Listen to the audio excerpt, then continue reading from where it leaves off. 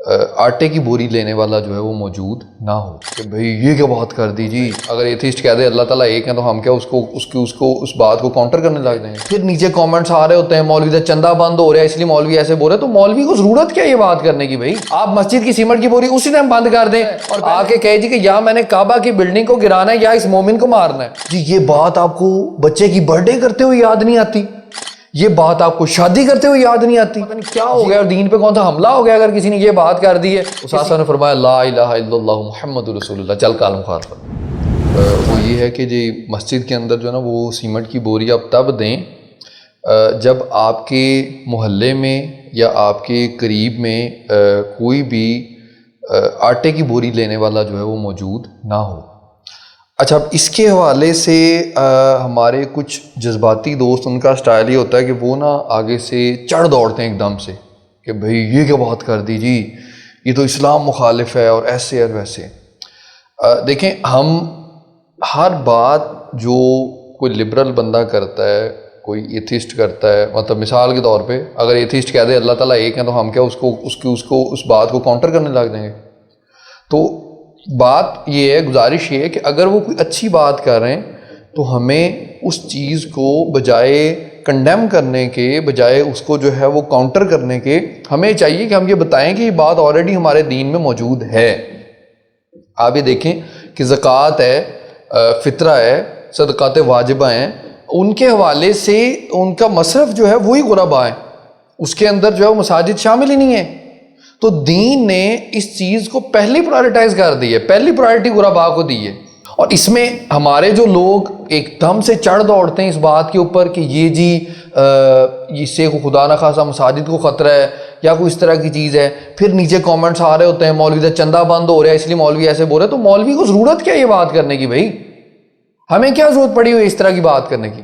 ہاں ہم خود کہتے ہیں کہ اگر آپ کو آپ کے ایریا کے اندر مسجد آلریڈی موجود ہے اور ادھر آپ کو یہ لگ رہا ہے کہ بھئی کوئی غریب بندہ موجود ہے، آپ کے رشتہ داروں میں کوئی غریب موجود ہے، سب سے پہلے وہ سے پرائرٹی دیں۔ آپ نہ دیں مسجد کو، آپ مسجد کی سیمنٹ کی بوری اسی ٹائم بند کر دیں اور پہلے آپ اس غریب کی مدد کریں، اپنے غریب رشتہ دار کو کھانا دیں۔ کیوں؟ کیونکہ دیکھیں نبی کریم صلی اللہ علیہ وآلہ وسلم نے کعبہ معظمہ کی طرف اشارہ کر کے ارشاد فرمایا کہ کعبہ تیری عظمت بہت ہے، میں خلاصہ عرض کر رہا ہوں، لیکن ایک مومن کی جو قدر ہے، مومن کی جو منزلت ہے وہ آپ سے بھی زیادہ ہے، کعبہ سے بھی زیادہ ہے۔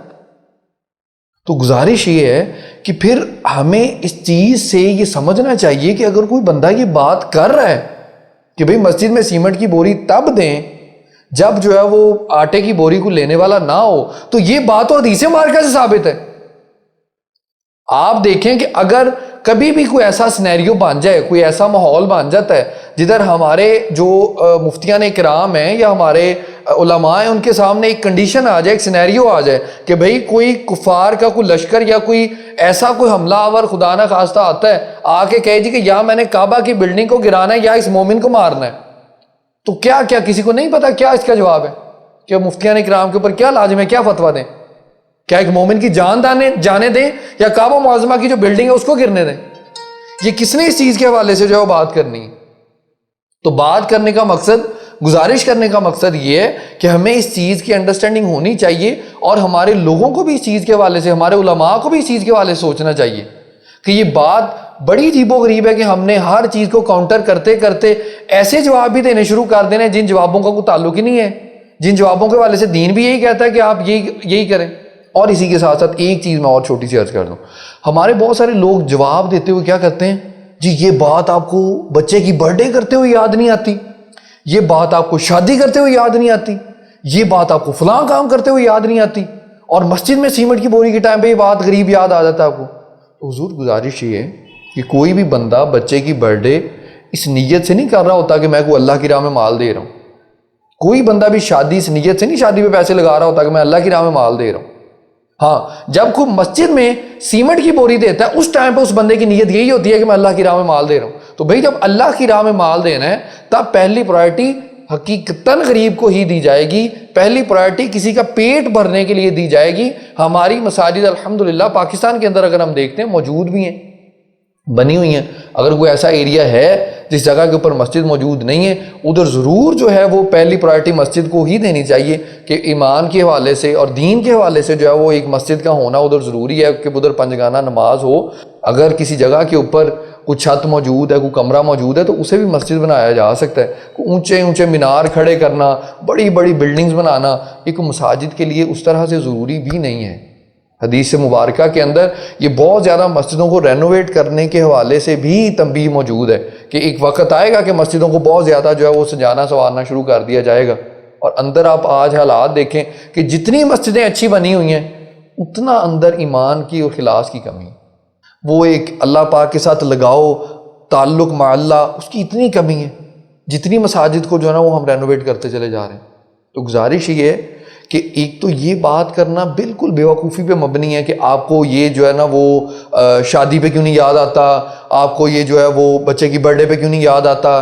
تو یہ باتیں کرنا, بھائی وہ کام کو بندہ کو نیکی کے لیے کر رہا ہے, تو جب وہ نیکی کے لیے کرے گا تبھی وہ اس چیز کو پرائرٹی دے گا نا کہ بھائی میں نے اب جو ایکسپینس کرنا ہے وہ میں نے کس جگہ پہ کرنا ہے. اگر دو جگہ کے اوپر آپ کو انویسٹمنٹ کے لیے جو اپرچونٹی دی جائے اور پوچھا جائے کہ بھائی ادھر جو ہے نا وہ 10% ریٹرن ہے, ادھر 20% ریٹرن ہے, کون سا بیوقوف ہے جو 10% کے اوپر انویسٹ کرے گا؟ 20% پہ جائے گا نا. اسی طرح سے جب آپ کو یہ آپشن موجود ہو کہ بھئی آپ نے دین کی راہ میں خرچ کرنا ہے, اللہ کی راہ میں خرچ کرنا ہے, اللہ پاک کے لیے آپ نے جو ہے وہ کچھ پیسہ یا مال لگانا ہے, اس ٹائم پہ آپ ضرور اس چیز کا کمپیریزن کریں. کوئی فیملی میں آپ کے رشتہ داروں میں کوئی غریب ہے, اس کو پہلی پرائرٹی دیں, مساجد کے اندر پیسہ بعد میں دیں. اور یہ بھی بات آپ ذہن میں رکھیں کہ کوئی ایسا بندہ, آپ ہی کے پیسوں کے اوپر مسجدیں نہیں چل رہی, مسجدیں اللہ پاک چلا رہے ہیں.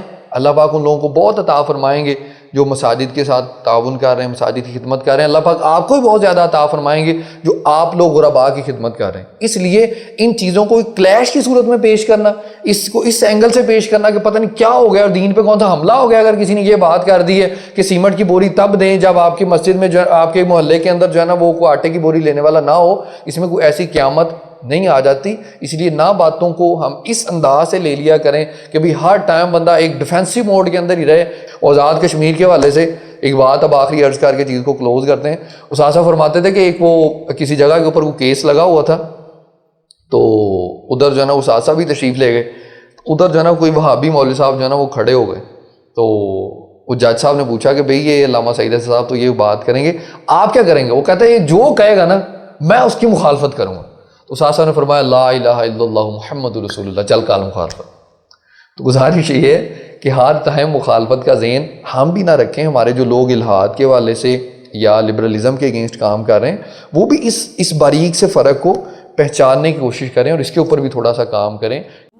دین کی بات پھیلانا صدقہ جاریہ ہے. ثواب کے نیت سے ویڈیو کو شیئر ضرور کیجیے. جزاک اللہ.